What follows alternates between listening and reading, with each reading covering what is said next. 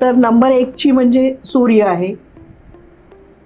ठराविक वेळेला उगवणार, ठराविक वेळेला मावळणार, सुट्टी घेणार नाही. अच्छा. म्हणजे ही व्यक्ती 1 नंबरची व्यक्ती. आता एकाच मी तुम्हाला सांगते की तारखा काय असू शकतात. हो. बाकी त्याच्या पुढच्यांच्या समजूच शकतील लोकांना, Correct. ज्याची बेरीज 1 येते. आपण म्हटलं तसं की आपण एकेरी अंक तो करणार आहोत. 1, 10, 19, 28. बर. 1, 10, 19 मध्ये 1 आहे, 28 मध्ये नाहीये, तरी पण त्याची बेरीज 1 येते. बरोबर. तर ते भाग्यांक 1 चीच ही मंडळी आहेत. ओके.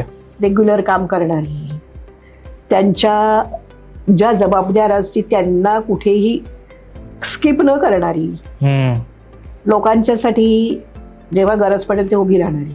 अच्छा. हे गुणधर्म जसे आहेत तसे ह्या लोकांना जरासा त्रास देतो, म्हणजे त्यांचा इगो. ओके.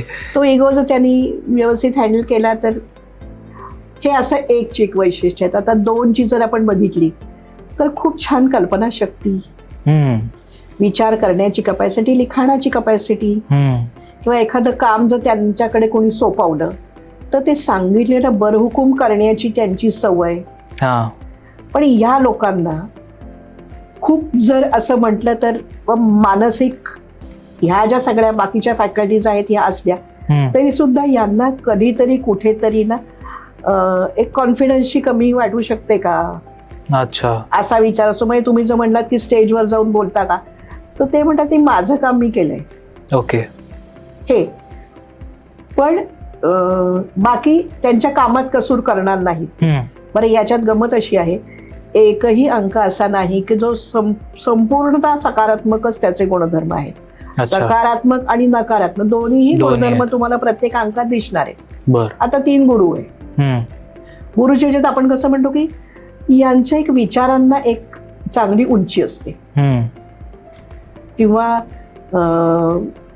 त्यांना जे शोभणार नाही तसं ते वागणार. ओके. एक नशिबाची कुठेतरी त्यांना मिळालेली साथच आहे. किंवा इतरांना इन्स्पायर करण्याची त्यांची ताकद, की हे एक फोकसनी काम करतात.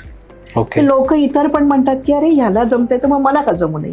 म्हणजे इतरांना पण थोडंफार असं करणं की सगळे मिळून पुढे जाऊ, प्रोत्साहन देणं हे 3 नंबरच्याकडे आहे.